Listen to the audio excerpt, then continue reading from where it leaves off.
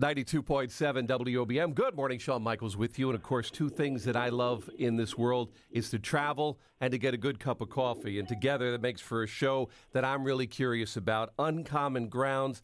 Todd Carmichael joins us this morning to talk about this latest endeavor. Good morning, Todd. Welcome to the program. Thank you. I appreciate it. It's, a neat concept, putting coffee and adventure together. Kind of try to tell us what Uncommon Ground is going to be like, a feel for it for the audience. Well, coffee is grown in the isolated parts of this world along the equator.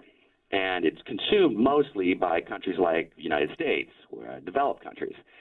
And so it's someone's job that's got to go in those mountains and root around for the good stuff. And that's what I do. It's an amazing trip into places that we've never been before. And I guess when you bring it together with, someone having their cup of coffee there in the morning, you kind of say to yourself, wow, there's a lot goes into putting together this cup of coffee. It's not that simple, is it? No, it really isn't. I mean, what's at the bottom of that cup or what's dissolved in that hot water has been grown thousands and thousands of miles away, way, way up in the mountains of places like Bolivia, Peru, Ethiopia, Uganda, Burundi. And it's had a whole life by the time it was grown and made it to that cup. Now, each adventure, each episode, there's 8, right, in the series? That's correct, yeah, 8. Each one is going to take us to a different place, focusing on something to do with the coffee world, right? I mean, is that a good way of putting it? And exactly it. I mean, the third season we kind of ran wild. Season 1 and 2, we were focusing really on those tough-to-get-to places. The season 3, we decided to open it up. We even changed the name to Uncommon Grounds.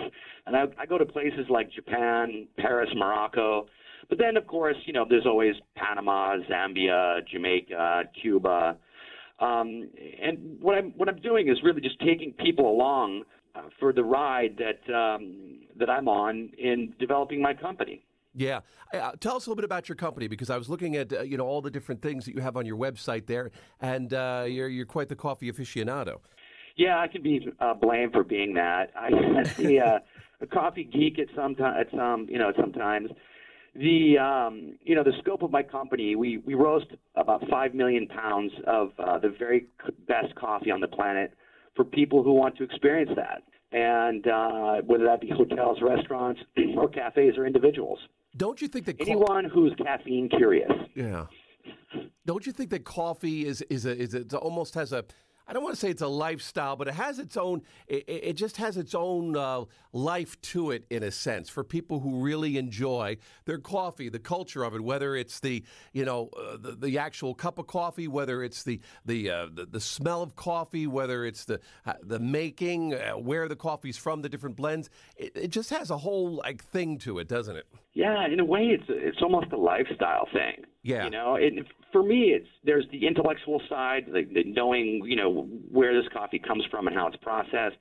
There's the flavor side of it, recognizing that coffee just doesn't always taste brown. It can taste like different things. Yeah. But it's also the ultimate comfort drink. We have comfort food, and this is the ultimate comfort beverage. Excellent. So, Travel Channel, that is going to be the home. You're going to kick things off on Monday night, September 14th. And that's when you're going to kick off the first of the 8 episodes there. And the first one, we're going to Japan, right? You had mentioned Japan. Yeah, I thought, Jeff, I like that we're leading with Japan because, I'm a 6'3" gringo bald guy, right? Yeah. And I'm kind of used to being out of place. I mean, you should see what I look like in Peru, for example. Exactly, yeah. And I got really comfortable over the years of being out of place until I went to Japan. And then I remembered, wow, this is what it feels like to be out of place. A completely, it's like a fish out of water experience. And, it was just nice to be up against that same wall that I remembered 30 years ago. Yeah. Yeah, and in this episode, you're going to be talking about coffee making more so than you are going to be talking about actual beans, I guess. Is that kind of the gist of the first episode?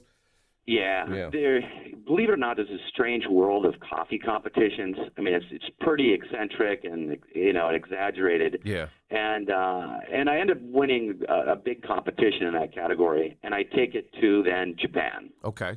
And we will tune in Monday night to see what happens with that, right? Yeah, it's a wild ride. Let me ask you, if you had to say what region you think makes the best coffee that you, because everybody has different tastes. I'm saying for you, Right. what would you say region-wise would be your favorite coffee?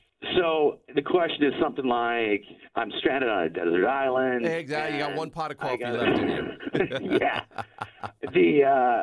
It wouldn't take me long. It takes me just a half a second to know the answer to that one. And it is categorically, and it would be the case for most everyone, Ethiopia, baby. Ethiopia. Mm-hmm.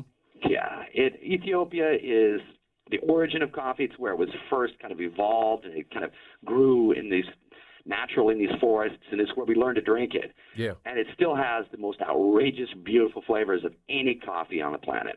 Yeah, definitely delicious. I love Ethiopian blends as well.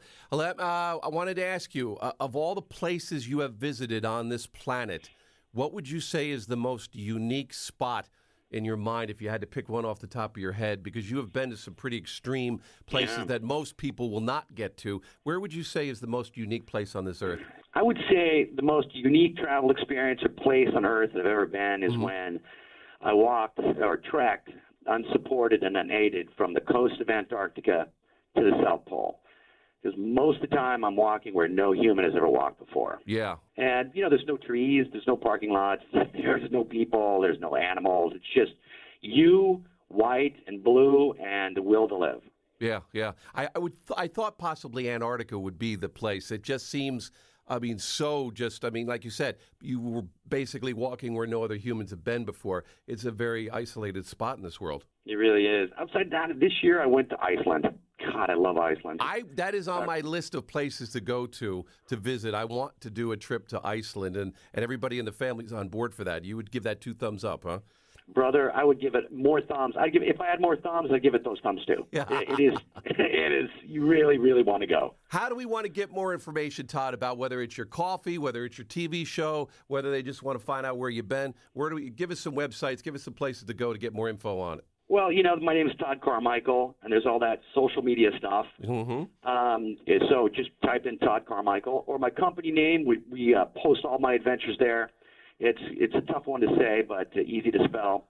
It's lacolombe.com, so it's LACOLOMBE.com. Excellent. I'm looking at all your coffees there right now as we speak, and I'm getting thirsty for a cup. So Yeah. I'm going to check that out. Listen, good luck with the show. I'll be tuned in Monday night, Uncommon Grounds on the Travel Channel. If you love to travel and you love coffee, it's the best of both worlds coming together. Just don't get the coffee on the plane. Wait till you land, right? Yeah, exactly. My advice, exactly. Todd, thanks for being with us. A great talking to you. Thanks, my friend. All right, take care. There he is, Todd Carmichael, folks. Check it out. We'll have all the details on his new show on our website at WOBM.com.